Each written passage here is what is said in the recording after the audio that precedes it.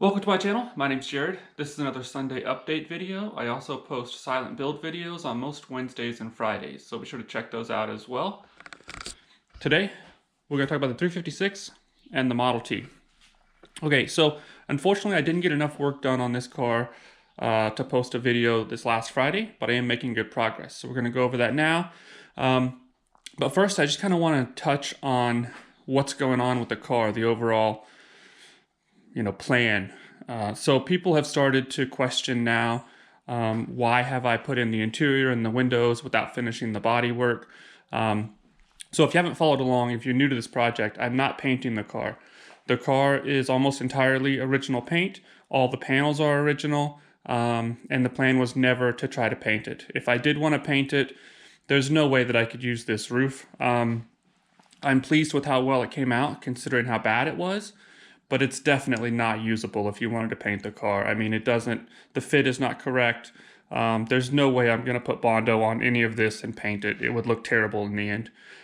So maybe someday I will do a full proper restoration, but that's a multi-year restoration. That's not at all what I'm doing right now. What I'm doing now is basically just pushing out the dents, putting the car back together, and just driving it as it is and keeping it as original as possible. So that's why I'm moving forward without doing any more body work. So the progress that I'm making, I'm in the process of getting the windows into the door frames and the door frames in the doors and the quarter windows in. Basically, all the glass in the car is being replaced. So I had to reattach these channels to the new glass. Let's see where the quarter windows. I had to install the new quarter glass in these, and then I'm replacing all the rubber seals. I will note real quick, so I got a kit that comes with all of the seals for the car, and it has a felt channel that goes in this portion of the frame, and that worked just fine. But it did not come with the correct size channel, like seal to go in this channel. This is a wider channel, and that seal that they provided would not fit in here. So I was gonna have to use the original ones, but then it occurred to me that it's probably the same as for a Volkswagen, and I was able to go to my local Volkswagen shop and I was able to get this channel seal. So that was separate. So if you order the kit to reseal your entire car, just kind of be aware that you're gonna need to get that separate, but they're pretty easy to get. So anyway, that's what I'm working on. I'm working on getting those frames in, the quarter windows in. I also have new rubber to go here and the seals around the doors, so I'm working on all of that. But it's quite a bit of work to do on both sides, so I wasn't able to finish that in time. But there should be a video next week for this. So I am making good progress on the 356, and there will be a video out soon. So now we'll talk about the Model T. Okay, so the Model T. I'm making really good progress on this, and I do expect it to run hopefully very soon. So I got the engine in an earlier video. In this last video, I got the radiator on, all the electrical wires hooked up. I've replaced every wire in the car, which really is not very many wires. I got the steering column back in, and as a reminder, the steering column had to be in to operate the timer. And the timer is similar to a distributor.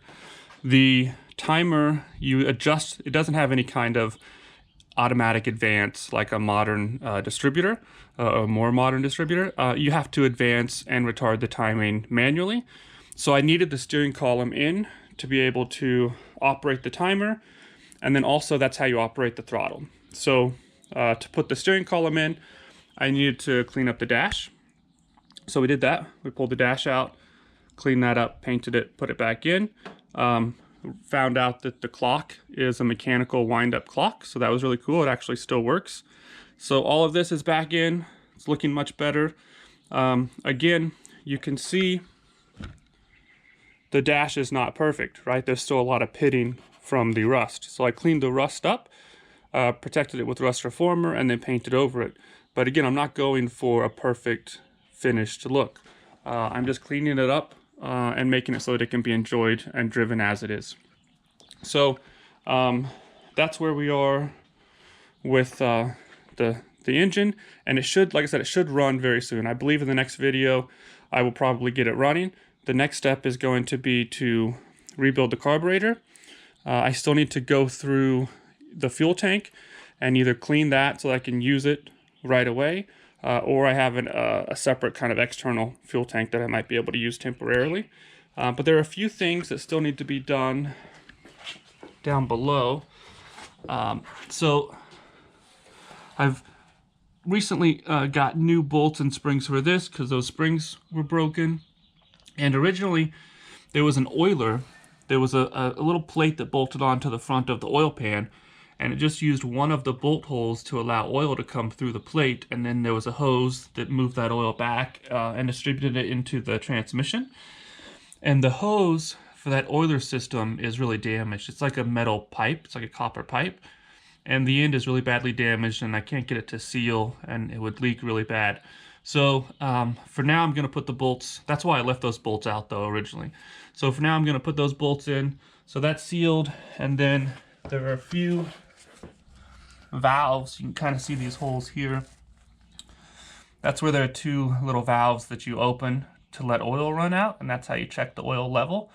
And then I've got to bolt the rear end to the transmission. So just a few things down there, and then basically get the carburetor and fuel going, and hopefully it will run. So that's going to be coming up soon. Now once it runs, then the next step is going to be working on the roof. So you can see here there's a lot of rotted damage in this area to the roof. So I need to rebuild the wooden structure for the roof, and then I have a kit with the correct style vinyl to cover the roof, and then I have a bunch of fabric to start working on the interior. So once it runs, then we'll start working on the roof and the interior, and then we'll be getting close to actually driving it.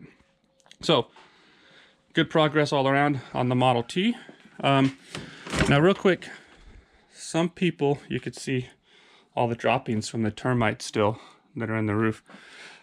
So some people have been asking about this sunshade that I had in the window and where they can buy it. I could not find these for sale anywhere, so I had this made. I had this printed on a yard sign. I ordered it online. So this is like a plastic type sign that it's designed to be outside. So I figured that would hold up pretty well to the sunlight. So anyway, if you guys want one, I've already had a few people ask me, and I've emailed them the file so they could have their own printed. So I don't think you can buy them anywhere, but if you want to make one, I'll send you the file so you can do that. So that is pretty much it then for the Model T. And that's it for the 356.